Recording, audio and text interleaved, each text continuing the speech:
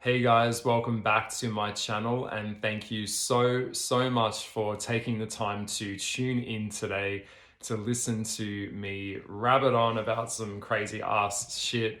If you're new to my channel, my name is Goliath and I am the artist, author and creator of the Al Goliath Tarot deck. I'm also working on my first kids book series, so I'm dipping my hat in the ring with making books and writing. So lots of things going on. And yes, I am very busy. I am quite time poor, to be honest. So I had some time, I got some tea, I sat down and I said I was going to do a video every week, and that's what I'm doing. So I'm all about the discipline. I'm all about, promises made, promises kept. So yeah, you have me here for a little bit of time. I have some notes today I've written, so I've come organized. I'm going to be talking a little bit about my feelings on a topic that I've been asked about a few times, and it is about covens and my thoughts on covens and where do I stand with it, my thoughts on being a male practicing witch. So I don't really have a place of where I want this chat to go. I just kind of know I'm just going to go with whatever I go with. So yes, I will share some of my experiences.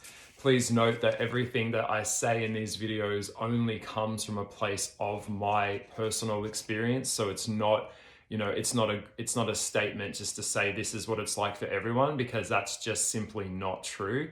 For some people might agree, some people might disagree. You might get something out of it. Maybe you relate to it, but this is real talk and I'm sharing my truth and I'm going to be vulnerable with you. So, why not get into it? So if you're new to my channel, hello, and please feel free to leave a comment below.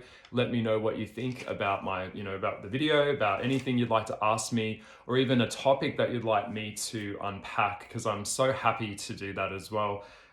There's nothing off the table here, so you're totally free to ask me anything that you want, provided it's not too fucking crazy. But yeah, I'm here and it's nice to just to sit and chill. So I think I'll give you a little bit of an intro video about, my experiences being an occultist, and kind of like an intro again if you're new to my channel. So I was born psychic medium. So yes, I am able to communicate with the spiritual world. It's something that I've just naturally had. It's something that I've been born with. It's not something that sometimes I wish I didn't have it. I wish that I wasn't like this at all. And I just wish I was, a regular person. But that's not the case. That's not the world that I'm in. That's definitely not my world.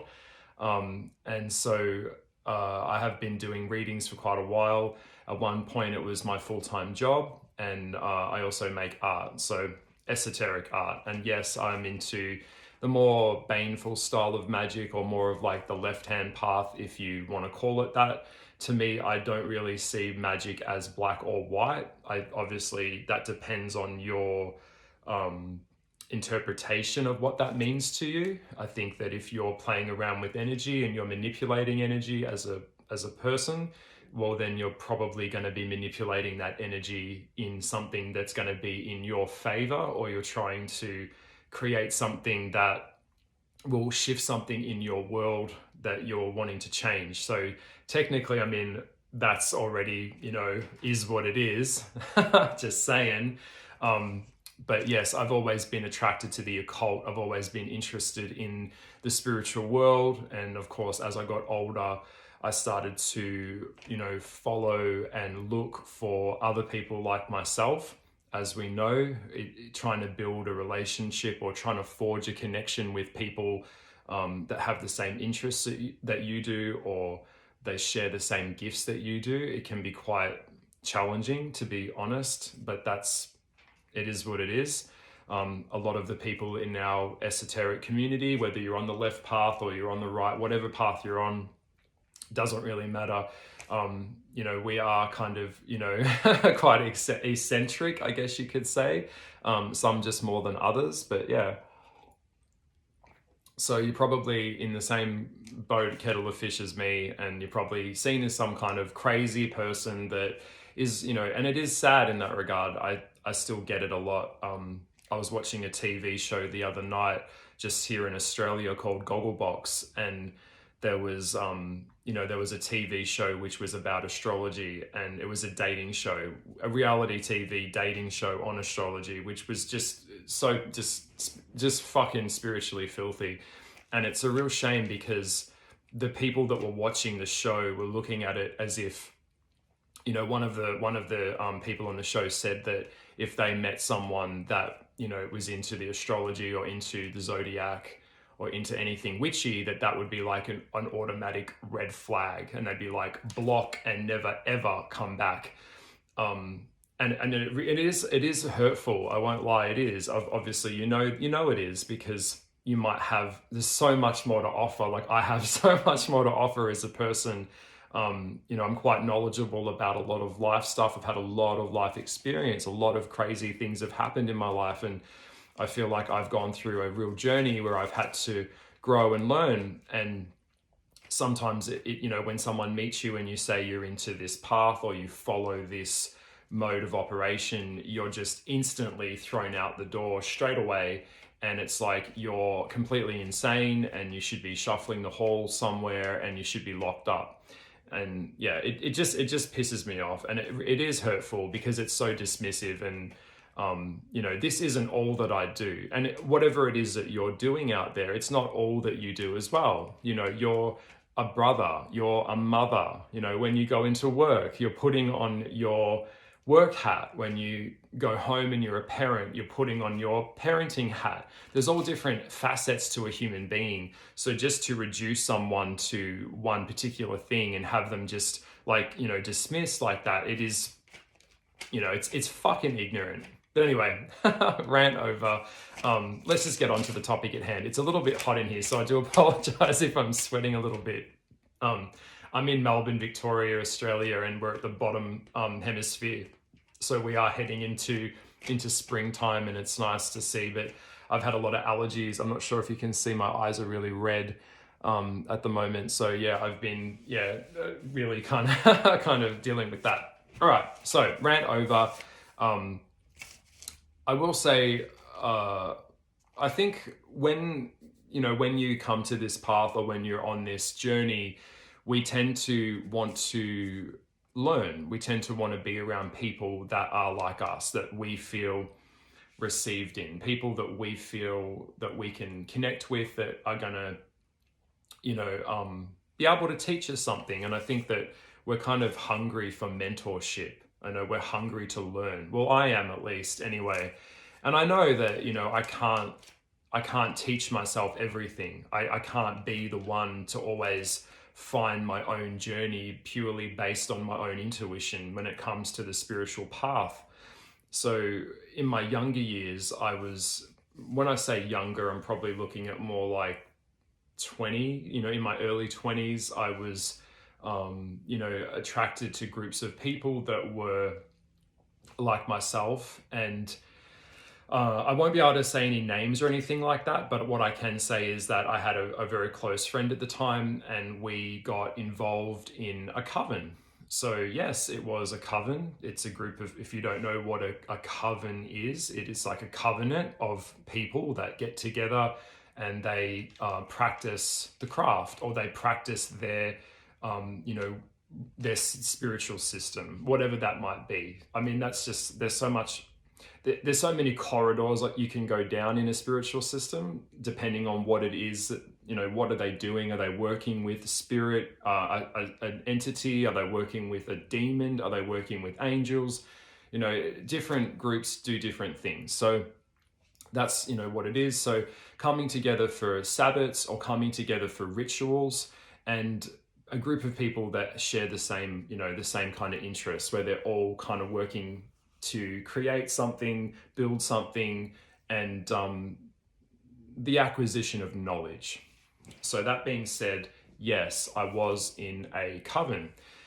Now, my experience with coven was really, it wasn't the best. I can be really honest about that. I think a lot of them tend to go sideways really quickly. There's always, generally speaking, I'm going to be really general here, and you might not agree, and that's okay too. But for me, it tends to be always like a leader or someone that is like the high priestess that has themselves positioned at a higher place in the group, that kind of oversees what everyone's doing, and kind of sets the tone or the mood of the group, the vibe of the group, and is the one who initiates what we're doing, and that's fair. I mean, I guess what I'm trying to say, if I could just boil this video down and cut it really simply, is that humans are humans.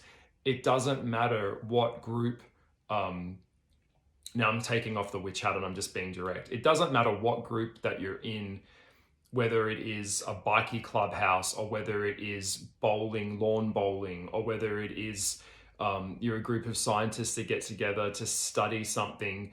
Humans are hungry for tribe. We are a tribal species. We're a tribal group of people that need connection. We're programmed that way. Okay, we just are. We're a social species. That's what humans are.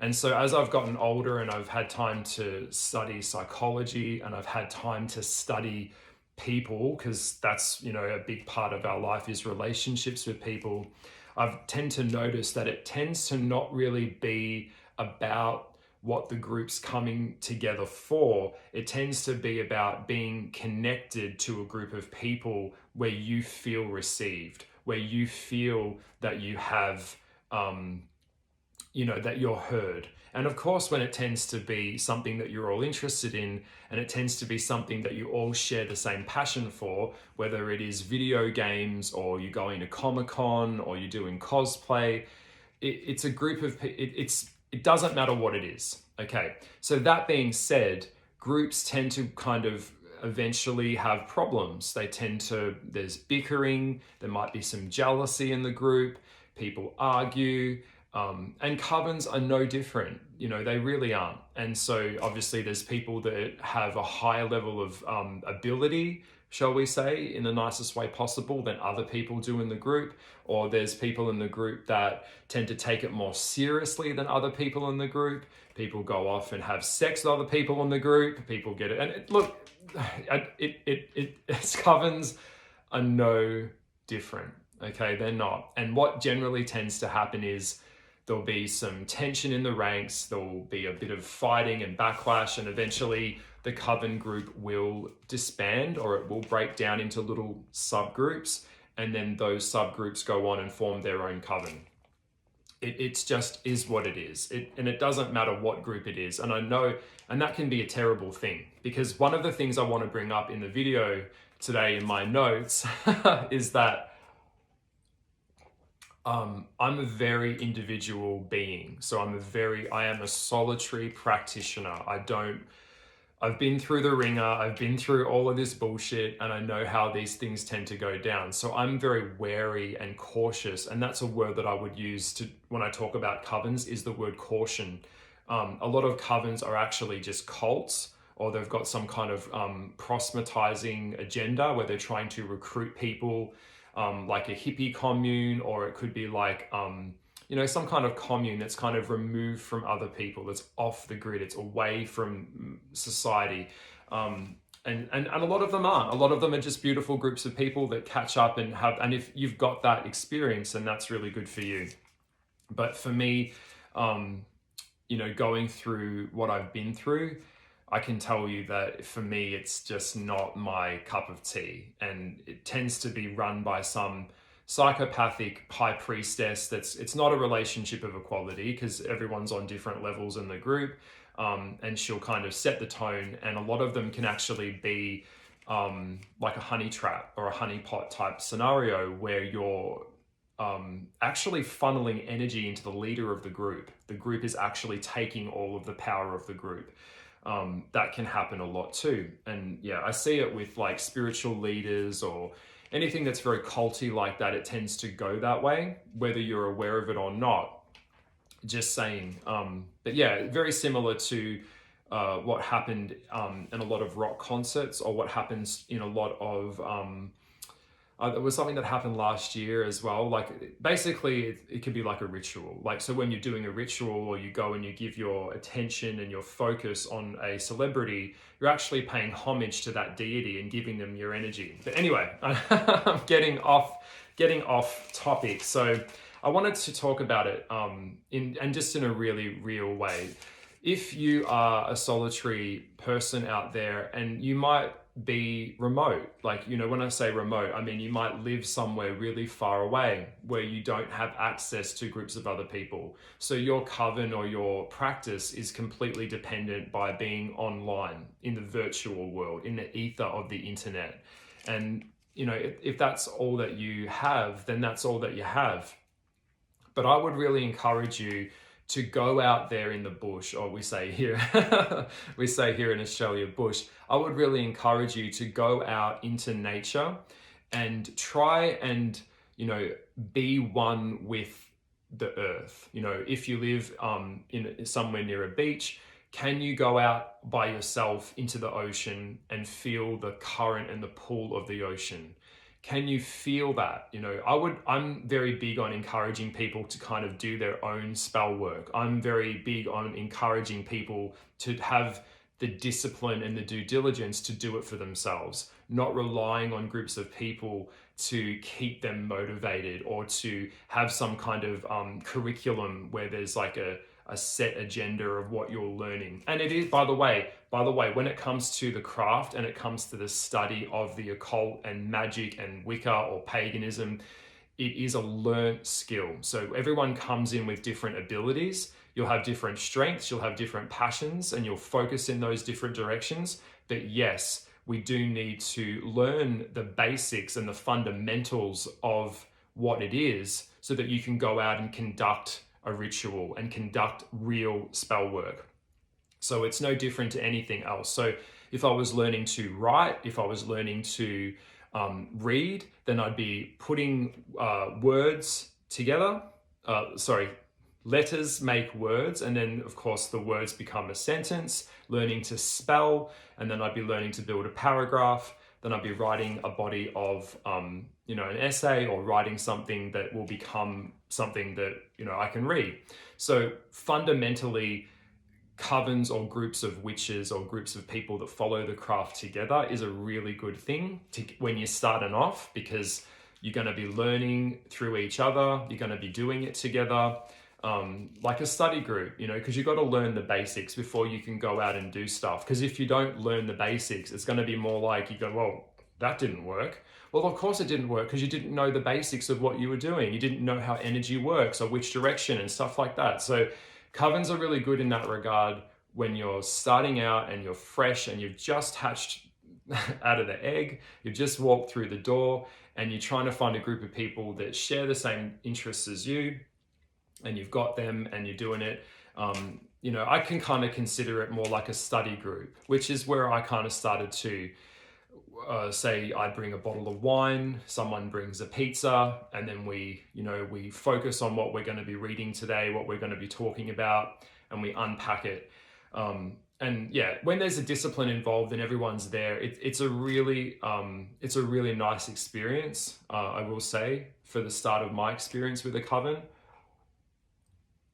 it was a really beautiful time for me in my life at the time when it all started. And kind of going back into my experience, I met a lot of interesting people that had a lot of life experience. They lived a very alternative lifestyle. Some of them lived in a teepee up on a hill, and they were just really beautiful people. They had a very different approach to how they saw the world. And I'm a Sag, Scorpio cusp, so I love hearing stories about other people's lives. I think we learn a lot from each other in that regard. But their path wasn't for me, and that's okay too. So yeah, so back to my story. I went into a coven. I was initiated, and from the very start there were red flags. I felt kind of, I'll just be real. Like, I felt kind of groomed a little bit. Unfortunately, people are people. And it ended up going sideways. But I will advise you that if you're looking at joining a group of people that study the craft, or you're joining a group, really take the time to do the due diligence to make sure that you're not entering into like a coven that really is not good for you. And the thing about covens is it's so complicated is also that people, like, the reasons that they're there change, people's attitudes change, the respect for each other can change. And so, you might start somewhere here in the group, but then the group collective kind of goes in a different direction, and then you feel this isn't what I came here for. There's so many things that can go wrong. So I would say my advice is please do your homework. Now, when it comes to doing a spiritual pact or doing an oath, when you are basically coming in by fire, or you're coming in by a ritual or initiation into a group of people that are working in the craft, there will be a handover of like rushing on a blade. There will be an oath that you are making to a group of people that this practice that you're practicing in this circle of people is closed. It is not something that you discuss with other people.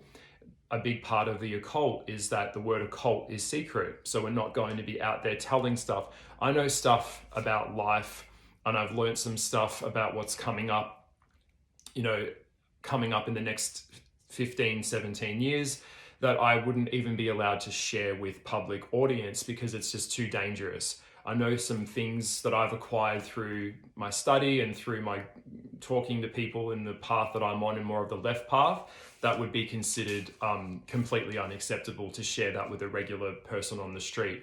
Why? Because they're not actually, I know it sounds mean, but they're actually not allowed to know. They're not meant to know. Some levels of knowledge that are shared in groups and in covens, that level of knowledge is not designed for everyone. And they wouldn't have the maturity or mental capacity to even understand it anyway. So part of a coven or a group is that you're all on the same page, and you're all there for the same reason. So you've all got like the same goal.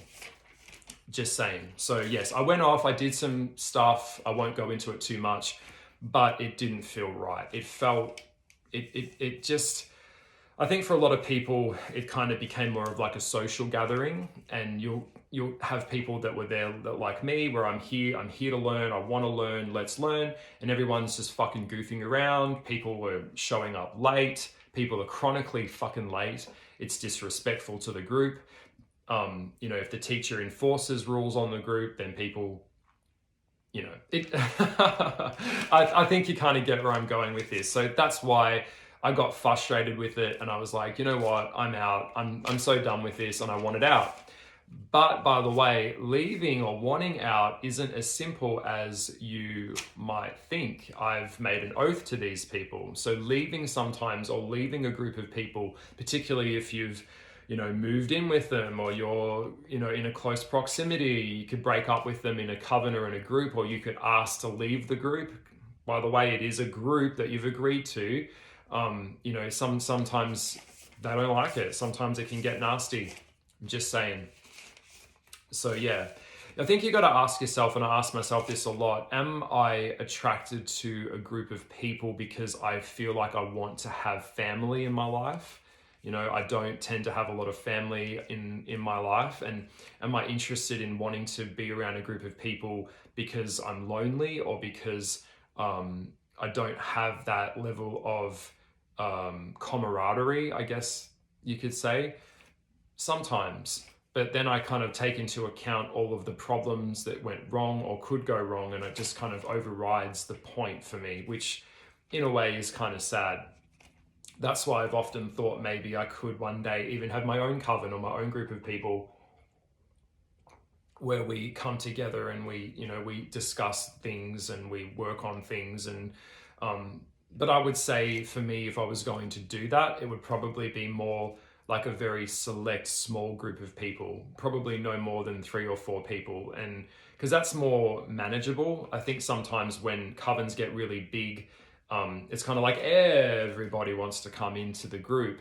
And then the exclusivity of the group and the integrity of the group kind of becomes more watered down. And now it's like a group email or a group newsletter and stuff like that. I wouldn't be interested in doing a coven that's on that scale. It would be more a smaller group of people where we all have made a commitment, and we have the time to do it. By the way, life is hard. If you're a mother and you've got kids, you're like this, like I had someone ask me the other week in the questions, how do you have the time? You just have to kind of make the time. You have to kind of force it into your schedule every week. If you're a mother or a father, whoever you are, you're probably working full time. The cost of living has gone through the roof. Fuel prices are where they're at. Life is where it's at. Everything's busy. Everything's hyper online. And you probably, you're trying to feed your kids, you're trying to pay the bills, and you've got to take your kids to school, and you've got to do lunch, and then you've got to take them to practice, and then you drive, and then you've got to have a social, and there's so many fucking ands. I mean, there's like, who has the time to do it? And that's the truth. And sometimes you don't. So I wouldn't, if I was going to do it with a group of people and create a group, it's quite difficult to actually have people that we can actually meet on a weekly or fortnightly basis for the sole practice of for the sole reason of actually coming together and doing it. So that in itself is a huge achievement. When it comes to being online, it's more like, it's chitty chat from here to there. But I would ask you, truthfully, do you want to go down, look, I'll just cut it simply, like, would you want to go down to the athletic track and put on the running shoes and get on the track and go for a run for the real, like, and do the real thing? Or would you rather sit back and talk about going down to the running track and looking at the running track from the comfort of your home on a computer screen or on your tablet or phone device? Obviously you want to do the real thing. And that's why I would say, you can't beat the real thing. You can't beat the real thing. Going out, get with a group of people, no phones, no communication, you are off grid, and you set up your little altar space, you get a bonfire going, and you get that energy starts to come through, and you can smell the crackling of the wood, and you can really feel grounded and centered with a group of people that have all got your back. You're all in a brotherhood or a sisterhood, and you are doing it for real. You can't beat that. You can't beat the real thing. But if you live in a remote area and all you can do is, talk to people through the internet, then that's all you have too. But for me personally, I want the real thing, and that's what I'm looking for. And so, yeah, I mean, it is what it is. You might create great bonds with people that you form, and those bonds are great and everything's going really well. And then, life happens, things happen, shit happens, and it all turns to shit. So I would say be careful with groups. Do the research, take the time to do the due diligence. If you're looking at a coven and you want to join a group of coven and it's very commercialized, like there's like hoodies and there's merchandise, I'm already kind of going, yikes, don't know about that, but then at the same time, they've got to make funds so they can create, put money towards it, because a lot of this takes time and money, like life, things cost money. So I understand, but I mean, it is what it is. So yeah, I would say, a lot of bickering, a lot of bullshit goes on in covens, but that's my experience. That's what I went through personally. It may not be what you went through, but that's what I went through, and it all just turned to shit. And of course, the leader of the coven got very angry when I came to her and said, look, I feel like my journey with the coven is coming to its time. I feel like I want to move on. I want to do my own solitary thing. Luckily at the time I was actually moving house, but she got quite annoyed and quite cranky with me because she felt that I was kind of rising up in the coven and we could, do things together, but it just wasn't meant to be. So I got out of there. Thank fuck I got out of there. But I've heard of stories where, yeah, back in the day, I mean, if you don't know it, in some covens, if you left the coven or you betrayed the coven, they would kill you. Okay, I don't know if you know this, but in a lot of countries, in a lot of countries, Wicca or anything to do with spiritual work that isn't connected to Allah or the church, you're actually facing a firing squad, okay? You'll be put in jail. You know, Dubai is one of those countries now where you'll be facing jail time. I actually send a lot of tarot card decks that I send over to people in the Middle East, even to Singapore to these days, and a lot of them get completely smashed in at the immigration, the airport. They smash them in and they all fuck it all up in the box. They'll bend everything and break it and then they'll send it back. It just happens. Okay, so that's the world that we're living in. It is what it is. People are people. And I don't care what social group you come from. You know, it doesn't matter what group you come from or what it is in the group. It's still subject to the same problems that groups of people have in general. I mean, that's the stance that I'm trying to communicate in this video. So if you are looking for mentorship and you're looking for guidance and you're wanting to grow and expand and build your skill set in the craft, then I would say if you're coming into the craft, get a study group together, find that group of friends at school, or if you're under the parent roof, within reason, of course, and start moving in that direction if you can get a group of people to start you off. And then I would say at some point, I would say yes, if you can go out, have those experiences, have those life experiences, and really get a lot of knowledge, and the acquisition of knowledge, which is obviously what we're coming to this path for, is knowledge and truth. And then you can have your own experiences and maybe go off and do your own thing for a while. Maybe you'll come back to a group. I know the temptation of a group because I've been in it, and I'm also hungry for tribe as well. I would like one day, I would like to have my own family. I'd like to have my own group of people. But yeah, it is what it is. So there's some red flags. There's my thoughts on it. I know this video has been a little bit all over the shop, but yeah, it is such a dense topic to tackle. I would say personally, for me, I need probably, when it comes to mentorship or learning about the craft, one-on-one, very small group of people is probably the best way to go to get that basic building foundation done, so I can start to build on that and build on that and build on that. But yeah, you can't beat the real thing. And I would say that if you're starting out on the craft and you've just walked through the door, go with what you feel, do the research, and take the time to make sure that if you are aligning yourself with a group or with a coven, whether it's online or whether it's out in the physical, make sure that you're all on the same page. You don't want to get pulled into something and then go, oh, I'm not interested in worshiping this thing or whatever. Do the work, okay? Just do the fucking work. There's no way out of it. Just saying.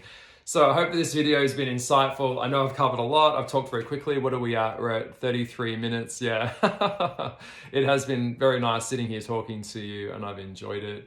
I've got so much going on this week. My week is chock-a-block. It's full up. So I have to get back to my artwork and back to my kids' book. For those asking me, I am working on a kids' book. I'm not doing another tarot card deck. So that's what I'm working on.